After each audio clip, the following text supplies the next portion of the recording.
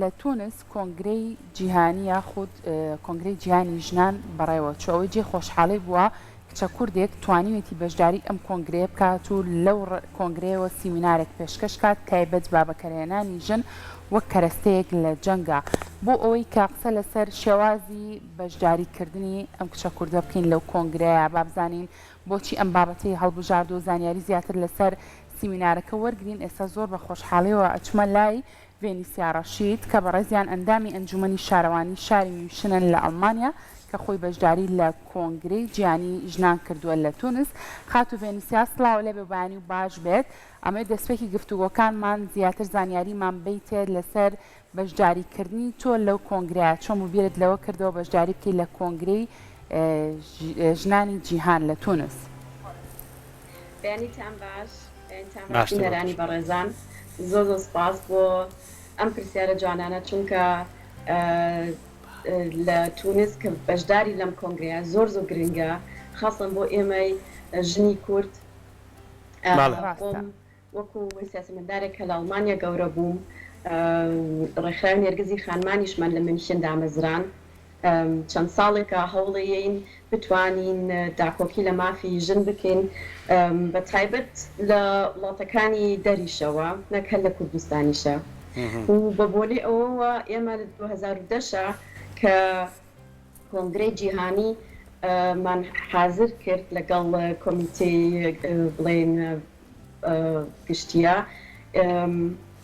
2011 یەکەمین کۆنگرەی ژنی جیهان لە ڤێنزوئێلا کرا ئەو کاتەش بەشدار بووین مامۆستا نیاز جاف وەکو سەرۆکی ڕێکخراوی نێرگزی خانمان ئەمە هەمووی ڕێخست بوو و ئەو کاتە کە بەشدار بووین بەشی وەفدی ئەڵمانیەکە بووین و ئین ساڵ سێمین جارەکە ئەکرێتەوە هەموو 5 ساڵێک ئەم کۆنگرەیە هەیە.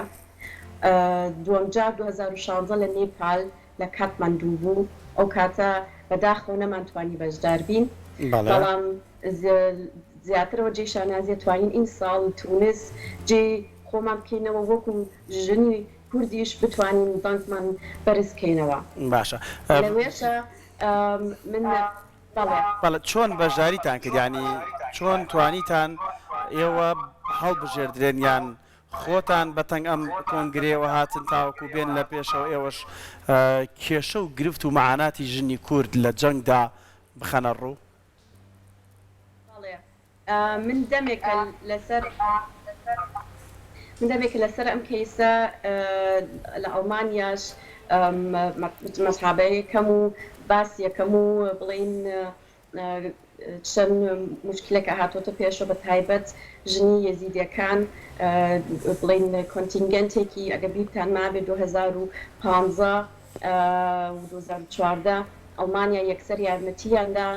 کۆنتینگەنتێکی چەند ژنێکی یەزیدیمان هێنایە ئەڵمانیاوە یەکێک لەوانە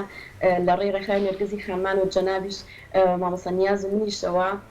پشتگیری بووین و لە ڕێی حیزبی سەوزەوە کە خۆ مەندامی حیزبی سەوزی ئەڵمانیا بتوانین بیان هێنین لەوێش متەرجیم بووم بۆیان کە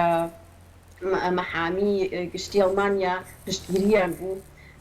لەم شتانەوە وردە زیادی کرد و زانیاریەکە کە دروست بڵین کۆ بۆتەوە لە لای من هەستێکمان پێ کرد ئەمە شتێک نییە کە بەس بەتەنیا هی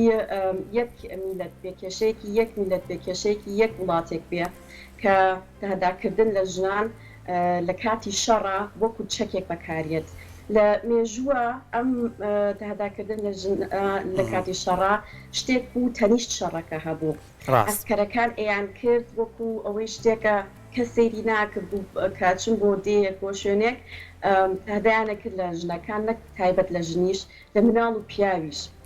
بە تایبەت زیاتر لە ژن ئەمە بەڵام لە شتێکی کە تەنیشت شەڕەوە هەیە بۆ بە بەشێکی تایبەتی ناو شەڕ بۆ بە تاکتیکێک کە بەکاریەت بۆی ژینۆسایدێ بکەن لەو میلەتەی کە ئەیانەوێ دوژمنیان ویانەوە بیکوژن. ئەمە ئێستا لە ئوکراینەش خۆمانی سێکە شەڕی ئوکراینە هاتە پێشەوە و دروست بوو لە ماڵی سێ چەند یارمەتیەکمان نرد و خۆشم ڕۆشتم بۆ ئوکراینە و لەوێشە ئێستا هەفتە بە هەفتە چەند کەس زیاتر قسەی باسی ئەکەون لەسەری کە تەهداکرێن ئەمە بە تایبەت لە رووسیاوە بە عسکەرەکانیان ئەیڵێن وەکو تاکتیکێک بەکاری بێنن ئەمە زیادی کردووە ئەمە بەس ئێستا لەوێنە لە 1992 لە بۆسنین هێرچگۆڤیناش بوو لە 1994 لە ڕواندا ڕووبوو لە میانمار 2007 لە میانمار یعنی ئەمە زیادی کردووە ئەبێ بەڕاستی باس بکرێ لە کاتی جەنگا بەس ئەوە نییە شەڕ و چەک بەکاربێنرێت چەکی نەفسیش بەکاریەت ئەوەیان چونکە داداکردن لە ژنەکان ئەمە بەس بە تەنیا شتێکی فیزیکالی نییە کە عزێتی ئەو کەسە ئەو دقەیە ئەیت لە پسیۆلۆژیەکەشە ئەمێنێت لە مێشکا و بۆ کۆمەلگاکەش خۆتانی زانم بە نمونە لە وڵاتەکانی خۆمانما ژن بۆ عیلەکە زۆر گرنگە کە عاقڵ بێ حیای عیلەکەی نەبا کە ئێستا تەهدا ئەکرێت بە نمونە لە بۆزنیەن 25,000 ژنی ئیسلامی تەهداکران دوای ئەوە پیاوەکان جیابوون لە ژنەکانیان لەبەرەوەی ئەکرێتەوە سەر ئەوان بیرروبۆچوونەکانیان ئاوایە ئەمە بەڕاستی ئەکرێت زۆر زۆر تەسیرێکی گەورەی هەیە لەسەر هەموو کۆمەڵگاکە و هەموو میلەتەکە لەبەرەوە ئەمیست باسی بکرێ و زمینارێک وەرکشۆپێکم کرد لەسەر ئەوە و زۆریشان پێخۆش بوو بەڵام بەست لەسەر قسە نەمێنێ و ئینفۆرماسیۆنێک بین ئەمانەوێت هەرچیە کەستا کۆمان کردەوە لە ڕێزولوسیۆنێکە بینوسینەوە و بیگەێنین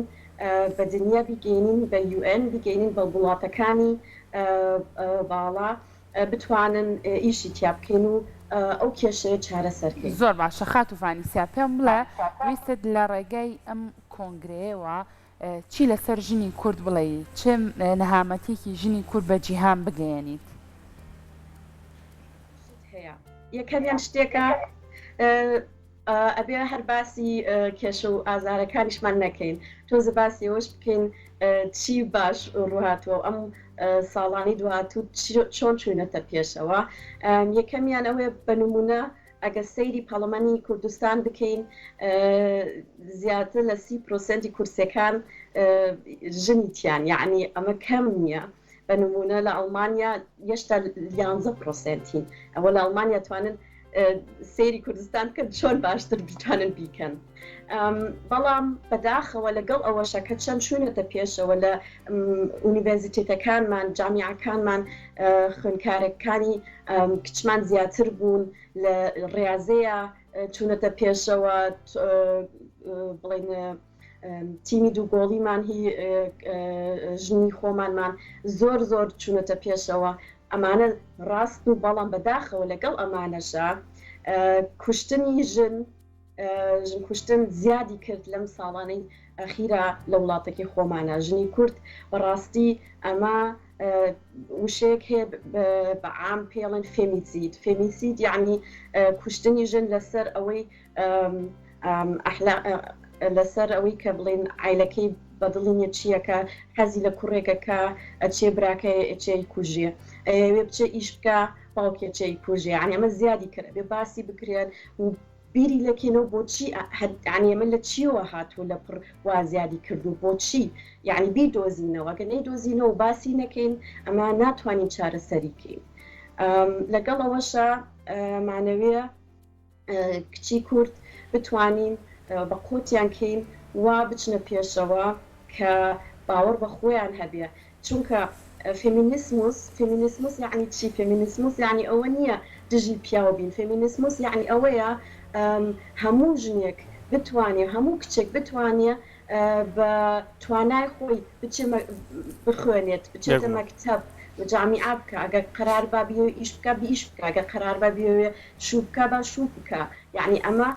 ئازادی یعنی تۆ خۆت بۆت هەیە قەرار بێت چی ئەتێپی لە ژیانە نەک ئایلەیەک باوکت دایکت پورت خاڵت قەرار با بۆ تۆ باشە ڤانی ساخان لەسەر سیمینارەکەت کە تۆ دوێنێ پێما بێت ئەم سیمینارەت ئەنجام داوە تێڕوانینی ژنانی تر ژنانی گەلانی تر چی بوو لەسەر ئەو زانیاری و داتانی کە تۆ لە پرزنتێشنەکەتا لە سمینارەکەتا بۆت خستنە ڕوو هیچ زانیاریان هەبوو لەسەر پێشینەی کورد ژنانی کورد کە ئێمە ژنمان هەیە لە کۆبانێ جەنگاوە ژنمان هەیە لە شەڕی دژ بە داعش هاوشانی برا پێشمەرگەکانمان پێشمەرگاسا ئەوانیش پێشمەرگانە شەڕیان کردووە ژنمان هەیە لە ناو ناوەندا ئاکادیمیەکاندا وەکو خۆت دەڵی پەرلەمانمان لە سەداسی ژنانە سەرۆکی پەرلەمانەکەمان ژنە یعنی ئێستا ژن لە کۆمەڵێک لە جونگەکانی ژیان هاتۆتە پێشەوە تێڕوانینی ئەوان پێشتر هەیان بووە و دوای کە سیمینارەکەت پێشکەش کرد ئەو گفتوگوانی دروست بۆ ئەوان چیان دەوت لەگەڵ پرسیارەکە زۆر جوانە چونکە ڕێک ئەوە ئەهێنێتەوە کە بەڕاستی دنیا ئێمە چۆنە بینێ کەم ئەزانن کورد کێ و کورد چییە تۆزێ باشتر بوو لە دوای شەڕی داعشەوە هەرچەند ناخۆش بوو ئەو کاتە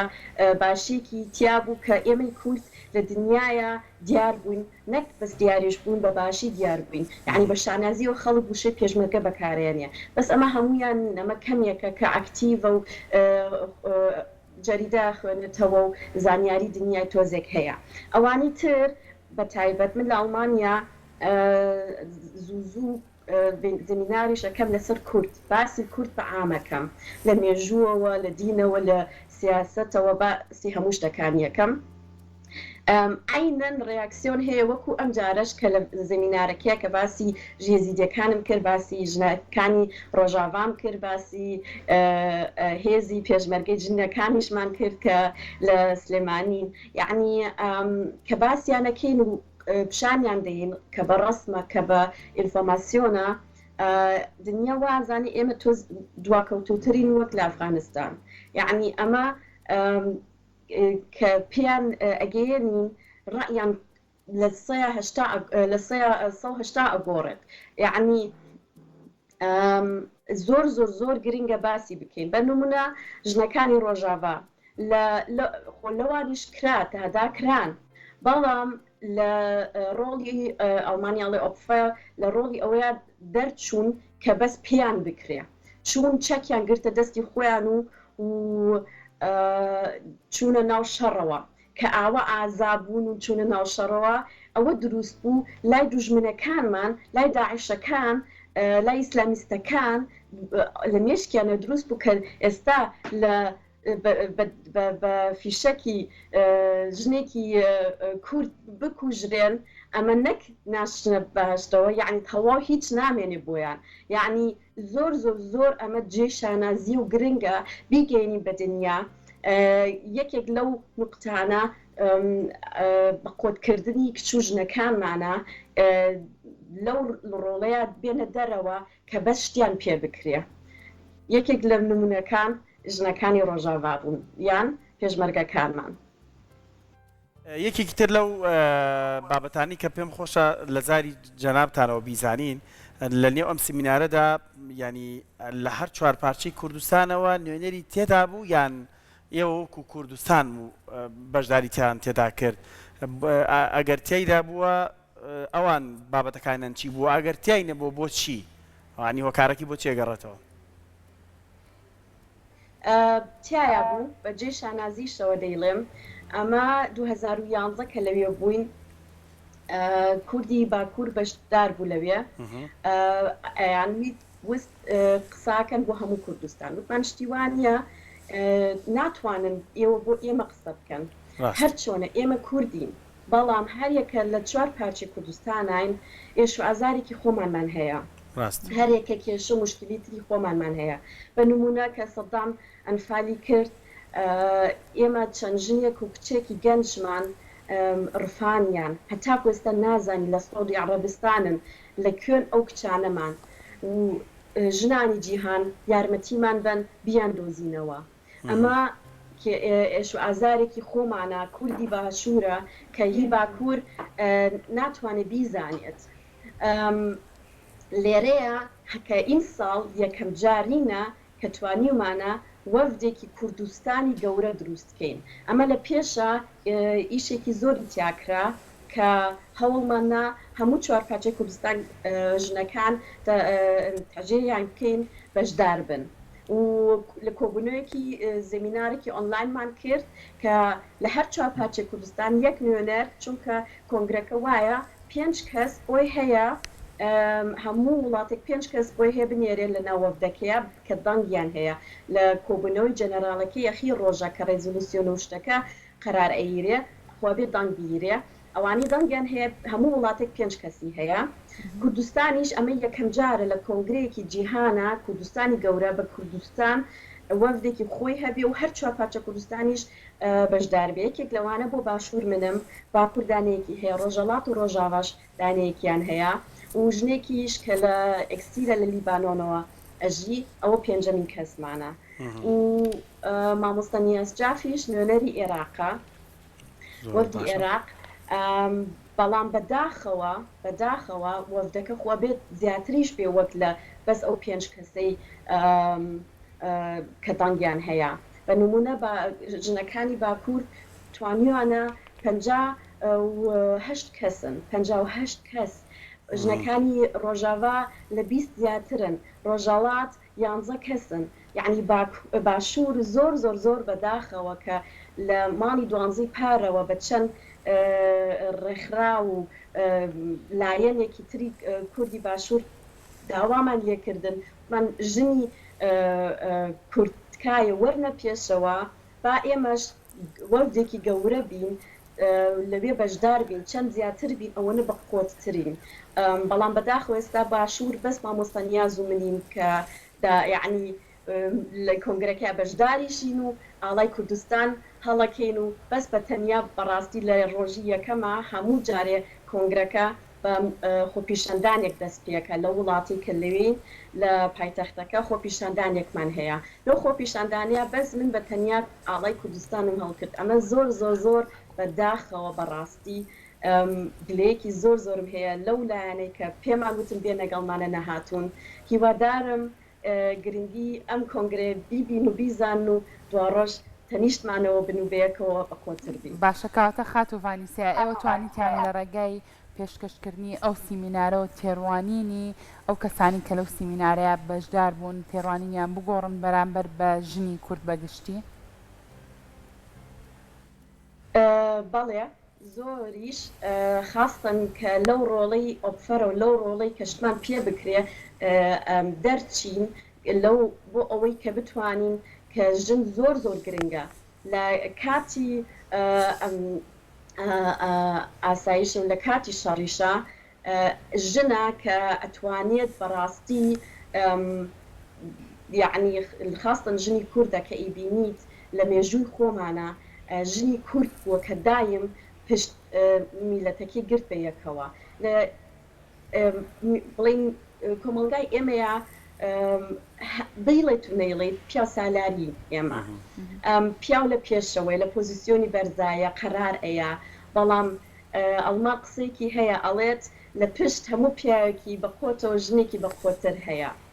یعنی بەڕاستی ئەم قسێ لە سەر ژنی کورد زۆر ڕاستی شەو ئەیهێنێتەوە و زۆر گرنگی شەباسی بکەین کە خەڵک بمانبینێ کە چەند ژنی ئازامان هەیە ژنی زیرەکمان هەیە و نەمانبینن وەک بە نمونە ئێستا کە لە ئەفغانستان و یان ئێران کە بۆیان ئێستا تازە بۆیان نیە بچنە مەکتەب فێری خوێنن بن بۆیانێ بچن سیارە بمێژن یعنی فێری سایقی بن یعنی ئەم شتانە دنیا وازانی ئێمەش واین ئەبێ زۆر گرنگە باسی بکەین و لەو زمینارەشە کە باسمانە کرد یعنی بەڕاستی لە پرسیارەکانی ئەوڵ یانە پرسیارەکانی ئەخیر دوای زمینارەکە گۆڕینێکی تەواتی ئەیبینیت لە مێشکیانە کە ئەکرێتەوە ئەڵێن واو ئێوە وان باشە دوایین پرسیاری من لەسەرەوە بێت کە تۆ بۆ ئەم سیمینارەت بێگومان بە داتاشۆ هەندێک بابەت و بەڵگە و دۆکومنتت خستۆتە ڕوو ئەو بەڵگە و دۆکومنتانە چۆن دەستکەوت و تا چەند هاوکار بوو بۆەوەی کە لەگەڵ سیمینارەکەتە هاوشان بێ بۆ ڕوونکردنەوەی زیاتری و بابەتانی کە تۆ پێویست بوو زیاتر پەیامەکەت و مەسجەکەی خۆت بگەێنی بەڵێ تۆ کە باسی کەیسێکە کەی باسی شتێکەکەیت ئەبێ زانیاریکی زۆرت هەبی و تایبەت لە ڕێ ئەکادەمیکەوە بێ شکە تۆ باسی هەر شتێکەکەی باسی ژمارەیەکەکەی باسی تاریخێکەکەی ئینفۆرماسیۆنێک دۆکومنتاسیۆنێکەکەی ئەبێ بزانی بەڵگەکە و پێ بێت نابێت لە خۆتەوە هەر بە هەستێک باسی شتێ بکەیت و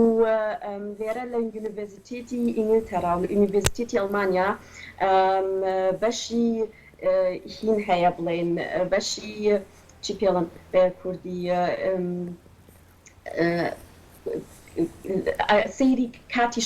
شەڕەکەن و سەیری کاتی ئاسایشەکەن ئەو کاتانە چی ئەگۆڕێت چی ناگۆڕێت لەمەیە بەشێک هەیە دۆکومنتاسیۆنی تەهداکردنی تایە لەگەڵ ئەوەشە جۆرنالیستێکی ئینگلیزی هەیە کریستینە لەمب ئەو جۆرنالیستی ناو شەڕایە ئەچێ بۆ شەڕەکانی جیهان و لەوێ ئینفۆرماسیۆن کۆ کاتۆگەڵ خەڵکەکە قساکە و چەند ساڵە بە تایبەت لەسەر ئەم کەیسە چەند شتێکی نووسی و کتێبێکیشی نووسیوە زۆر زۆر زۆر بەڕاستی توانیوەتی ئەو شتە ناخۆش و یعنی بەڕاست کە چەند حقایەتێکی خوێنیتەوە یعنی دڵت ئەیەشێ و ئەگری بۆی هەر ناتوانانی بیری لەکەیتەوە ئینسان چی بە ئینسانەکە ئەم شتانە بەڵگانە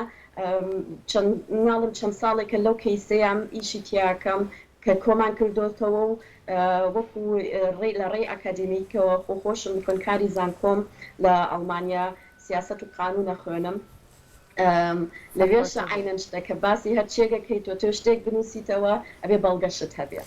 وانیسا ڕەشید سەرکەوتوو بیت ئەندامی ئەنجومەنی شارەوانی شاری میونشن لە ئەڵمانیا زۆر جۆر سپاس بۆم دەفەتی کە پێت بەخشین لە تونسەوە لە ڕێی سکایپەوە لەگەڵمانبی بە هیوای سەرکەوتنی زیاتر و کاری و چالاکی بەردەوامتر هەر بۆ خۆیم چالاکیانی ئێوە کانجامێدن لە نێو ژنانی جیهاندا بۆ خۆی دەستکەوتێکی ترە بۆ ئێمە کە ئێمە ژنی چالاک و بوێری هاوشێوەی ئێوەمانەیە لە وڵاتانی تر تێڕوانینی ژنانی گیان بەرامبەر بە کورد و کوردستان دەگۆڕن دووبارە دەستان خۆش بێ سوپاس بۆ ئەم دەرفەتەی کە پێت بەخشی دەستە خۆش بێ سوپاس بۆ تۆ